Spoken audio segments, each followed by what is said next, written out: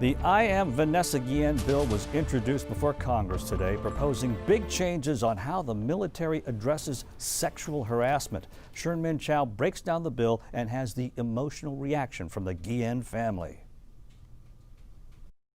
The bipartisan bill has 73 co-sponsors so far, and the goal is a major overhaul of military justice following the murder of the 20-year-old Houston one. Highlights include decisions to prosecute for sexual assault or harassment would be handled outside the chain of command, making sexual harassment a crime in the military, allowing victims to file claims within the Department of Defense for compensation.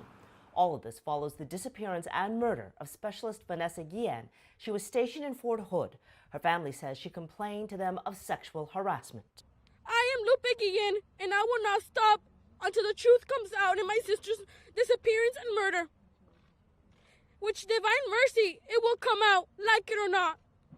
I will not stop speaking, fighting, screaming until the real criminals are behind bars. Vanessa disappeared in April, and her dismembered remains were found nearly 2.5 months later, and another soldier killed himself as police approached him.